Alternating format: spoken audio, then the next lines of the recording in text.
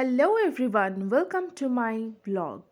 Friday special blog নিয়ে তোমাদের সামনে হাজির আমি। মর্নিং ব্রেকফাস্টে আমার নিজের জন্য বানিয়েছিলাম ওটস। কে আমাকে জিজ্ঞেস করেছিল যে টেস্টলেস লাগে শুধুমাত্র ওটস যদি জলেতে সেদ্ধ করা হয়। অনেকেই ওরকমভাবে খায়, আমারও খারাপ লাগে না। যদি তোমাদের অসুবিধা হয় তার সাথে একটু ফ্রুটস বা ড্রাই ফ্রুটসও অ্যাড করতে পারো, যেমন আমি আজ অ্যাপেল অ্যাড করেছিলাম।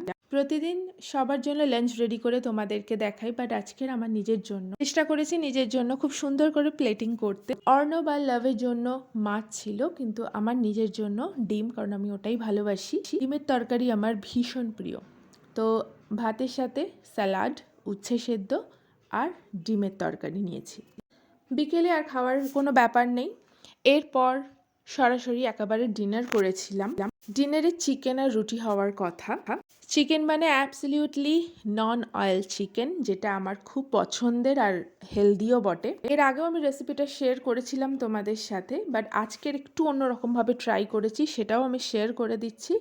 পুরো রেসিপিটা দেখার জন্য পুরো ভ্লগটা কন্টিনিউ করো।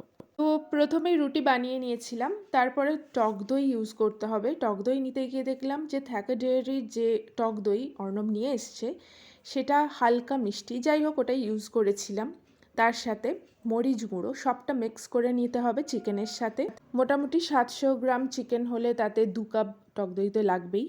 তার সাথে বেশ খানিকটা মরিচ গুঁড়ো দিতে হবে। যেহেতু টক দইটা হালকা মিষ্টি ছিল, সেই জন্য ঝালের পরিমাণটা একটু বেশি দিয়েছিলাম। ঝাল বলতে কিন্তু মরিচ গুঁড়ো, কাঁচা লঙ্কা আর অল্প চিলি ফ্লেক্স। এর সাথে পেঁয়াজ আর রসুন দুটোই অ্যাড করতে হবে। ফাইনলি চপড হবে না, স্কোয়ার সাইজের হবে। এর সাথে একটু সয়া সস অ্যাড করে দিলাম।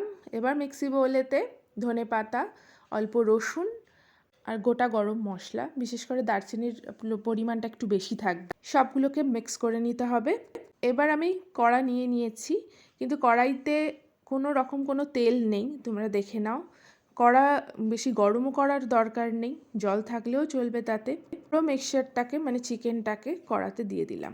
দিয়ে জল দেওয়ারও দরকার নেই, যেটা পেস্ট করেছিলাম ধনেপাতা সেটা অ্যাড করে দিয়ে চাপা দিয়ে দিতে হবে।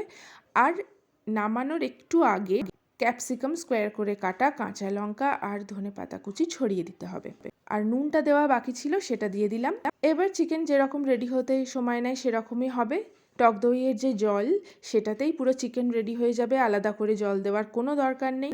অসাধারণ খেতে লাগে। একটা জিনিস আমি অ্যাড করেছিলাম, সেটা হচ্ছে কি একটু কাবাবের একটু মশলা, সেটা অপশনাল, নাও দিতে পারো, জাস্ট একটু আমার টেস্ট বদলের জন্য দিয়েছিলাম। তো দুটো রুটির সাথে 2 পিস চিকেন, আমার ডিনার কমপ্লিট। তোমাদের কেমন লাগলো অবশ্যই জানিও। ফিরে আসবো নতুন ভ্লগ নিয়ে নেক্সট উইক। আরো সুন্দর সুন্দর ভ্লগ আসতে চলেছে, তোমরা কেউ মিস করো না। আর অবশ্যই করে কমেন্ট করে তোমাদের মতামত জানাও, আমি অপেক্ষা করে থাকবো তোমাদের মতামতের। সবাই ভালো থেকো, সুস্থ থেকো, টাটা।